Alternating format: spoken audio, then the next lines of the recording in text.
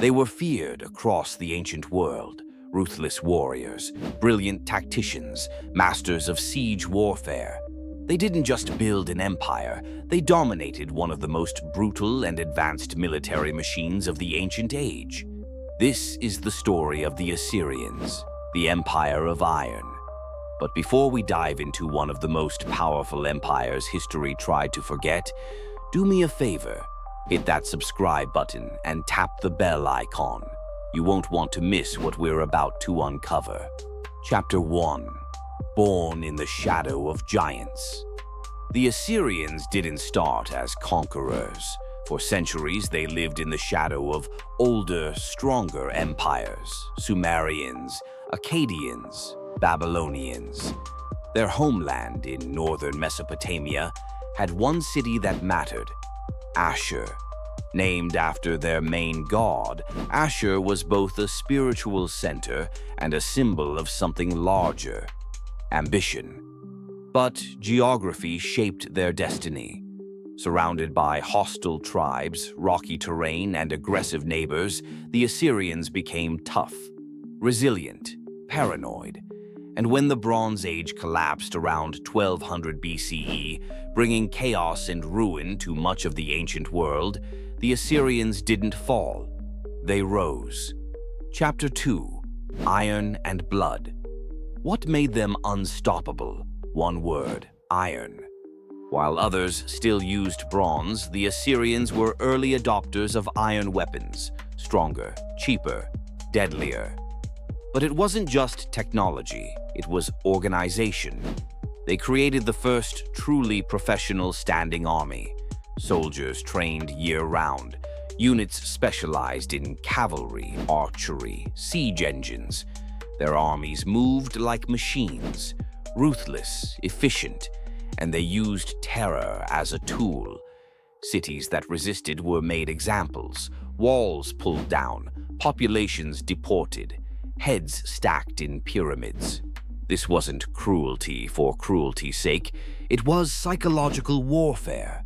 If this is blowing your mind or making you question everything you thought you knew about ancient warfare, smash that like button. It really helps the channel grow. And let me know in the comments, was this the first time you heard about Assyria's iron grip? Chapter 3. The Builders of Power. They didn't just destroy, they built.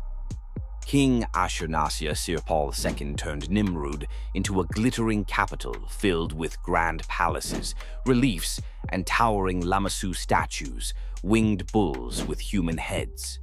Propaganda carved in stone. Then came Tiglath-Pileser III, who reformed the empire, turning governors into bureaucrats, building roads, organizing provinces. He even created the first known postal system. Assyria became an empire of iron, not just in weapons, but in structure. At its height, it stretched from Egypt to Persia, ruling over millions. But it couldn't last forever. Chapter 4. Collapse of a superpower. By 627 BCE, after over 300 years of dominance, the cracks began to show. Years of conquest had overextended the empire. Constant warfare drained its resources. Brutality bred enemies everywhere. And after the death of King Ashurbanipal, the last great Assyrian ruler, everything began to fall apart. Rebellions broke out.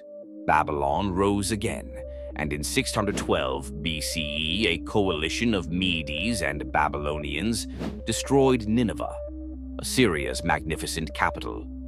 Eyewitnesses described fire, chaos, and screams as the city burned. Just like that, the Empire of Iron was reduced to ash. Chapter 5. Echoes of Iron. The Assyrians disappeared, but their legacy didn't. Their military tactics influenced empires from Persia to Rome. Their administrative systems were models for future bureaucracies. Their art, language, and records preserved a brutal but brilliant slice of human history. Today, we walk past Assyrian carvings in museums. We trace their cities under layers of earth. But few know the full story of the Empire of Iron, because history is often written by the survivors, and the Assyrians left few.